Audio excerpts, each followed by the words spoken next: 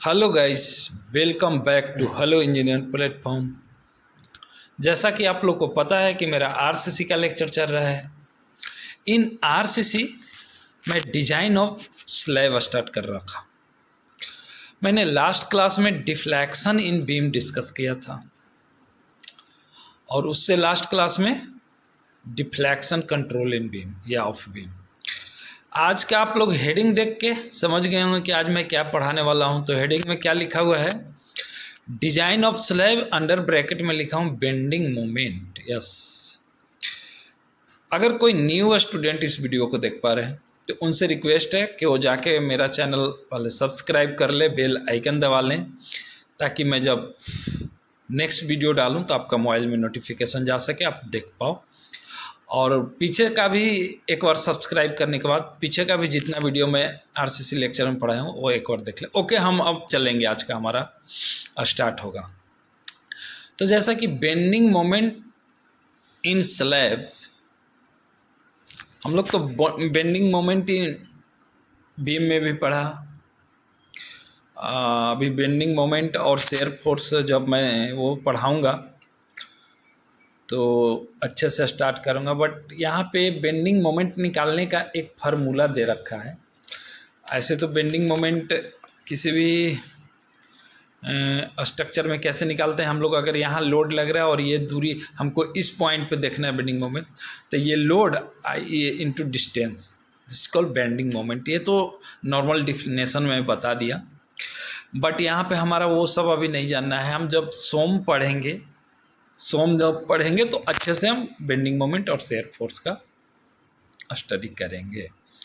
अभी हम चूँकि यहाँ पे स्लैब पढ़ रहे हैं तो स्लैब से रिलेटेड जो है बातें करते हैं। तो आइए, अब ये फार्मूला तो जानते ही हैं। ये टॉर्सनल रेनफोर्समेंट हो गया, ये मेन बार हो गया, ये भी मेन बार हो गया। टू वे स्लैब का बात चल रहा है, टू वे स्लैब। तो ये लॉन्गर साइड हो गया।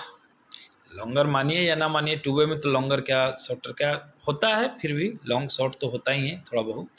अगर मान लिए दोनों सेम भी हो गया तो मान लिए 5/5, तो 5/5 1, तो 1 लेस देन 2 आ गया तो टू वे स्लैब हो गया। या मान लिए कि 8/6, तो वो भी 2 से कम आ गया, तो लॉन्गर भी मान सकते हैं, शॉर्टर भी मान सकते हैं, कोई दिक्कत नहीं है, लॉन्गर शॉर्टर बोल सकते हैं आप। तो LY लॉन्गर है, LY लॉन्गर और LX शॉर्टर। तो आप अब देखो कि ये सब जो है, अब इसका तो डिफ्लेक्शन मैंने बताया था कि कप टाइप का होगा और सॉसर जैसा होगा, मतलब कप टाइप का, और ये डिश जैसा होगा, मैं डिस्कस किया हूँ लास्ट क्लास में।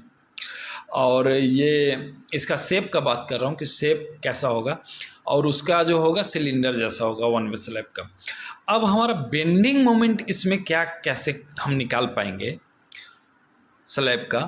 तो बेंडिंग मोमेंट निकालने का तो जो एनालिसिस पुराना है वो तो पुराना है ही, कि लेंथ इनटू, जहाँ पे जिस पॉइंट पे मान लिए यहाँ पे हमको बेंडिंग मोमेंट देखना है, लोड यहाँ लग रहा है, तो ये लोड इनटू डिस्टेंस यहाँ का बेंडिंग मोमेंट हमको दे देगा। बट ऐसा नहीं है, IAS कोड ने एक फार्मूला दिया है स्लैब का बेंडिंग मोमेंट निकालने का। चूँकि वैरी कर रहा है ना हर जगह ये मैट है, जाली है, तो यहाँ पे मतलब उसका निकालने का एक एनालिसिस का फार्मूला दिया है हमारा IAS कोड। तो उस फार्मूला से हम यहाँ पे बेंडिंग मोमेंट निकालेंगे। वो नॉर्मल जो है वो तो है ही हमारा एक रूल, लेकिन एक बेंडिंग मोमेंट का फार्मूला दिया है इन स्लैब के केस में फ्रेंड। बीम उम का केस का बात नहीं कर रहा हूँ, स्लैब का बात कर रहा हूँ मैं। तो ये देखिए, bending moment formula for slab.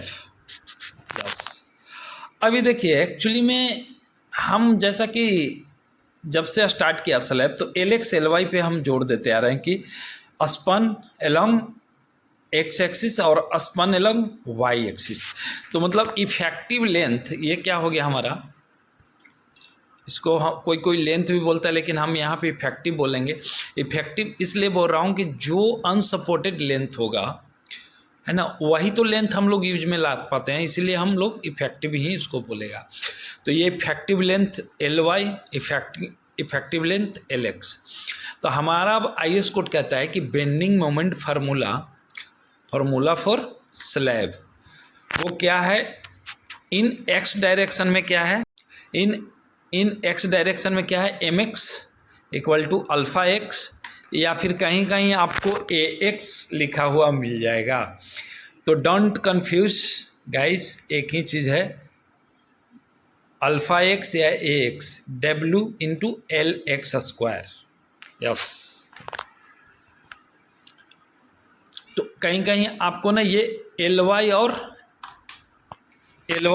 L X जो है स्मॉल में लिखा हुआ मिलेगा। इसके लिए मैं सोचा कि यहाँ तो दोनों ही हमारा कैपिटल में ले रहा हूँ, तो एक स्मॉल में भी लिख दिया हूँ ताकि कन्फ्यूजन ना हो किसी को कहीं देख के।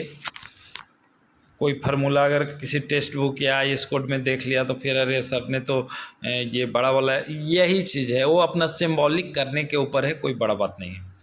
तो आइए अभी हम एम एक्स इक्वल टू क्या है, bending moment is x direction में हमारा क्या है, अल्फा, इसका फार्मूला क्या है, alpha x W L X square, और वाई डायरेक्शन में इसका फार्मूला क्या है, ये देखिए वाई डायरेक्शन का फार्मूला ये है, M Y equal to alpha Y W L Y के स्क्वायर। यस, अभी इस फार्मूला को ना आप लोग ना एकदम रट जाओ, ये हर एग्जाम में डायरेक्टली आपको ज़्यादा एनालिसिस नहीं कराएगा स्लैब का, सीधा बोलेगा find out the bending moment in slab, और स्लैब का वो दे देगा span along longer, span along shorter दे देगा।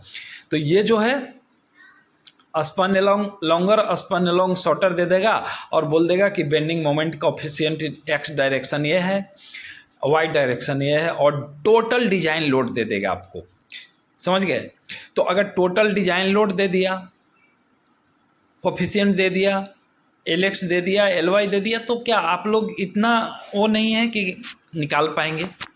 तो एकदम डायरेक्टली ये 2 मार्क्स का क्वेश्चन हर एग्जाम में, बट बच्चे क्या है ना, कंफ्यूज हो जाते हैं, बच्चे पूरा टोटली कंफ्यूज्ड।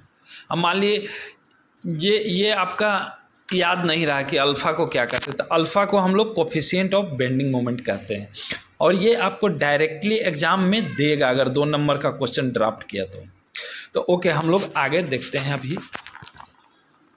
तो अभी 1 बाई 1 करके देखते हैं। अच्छा, ये पहले जान लीजिए कि कौन टर्म क्या है, तब तो आप लोग पढ़ पाओगे।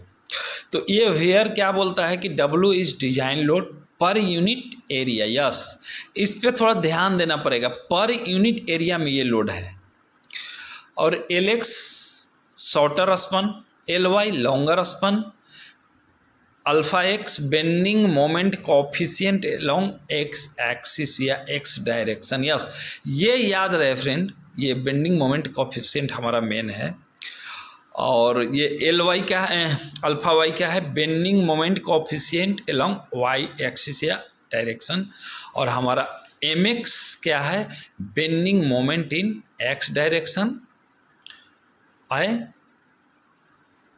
एम एक्स, और एम बाई क्या है, bending moment in Y direction. Yes, अब देखिए, अब तो आप लोग ये सारा चीज़ देख लिया, अभी करीब करीब स्लैब का हमारा करीब करीब डिजाइन ख़त्म हो गया। अभी इसमें एक चीज़ और बच रहा है, शेयर फोर्स इसमें बच रहा है, और बेंडिंग मोमेंट का भी 1-2 पॉइंट है, तो उसको मैं अब नेक्स्ट क्लास में लेके आऊँगा, देखता हूँ, या फिर शेयर फोर्स का कहीं कहीं ज़रूरत भी नहीं पड़ता है, उसको देखता हूँ ला पाऊँगा या नहीं तो फिर मैं नेक्स्ट क्लास से न्यू चैप्टर यहाँ स्टार्ट कर दूँगा।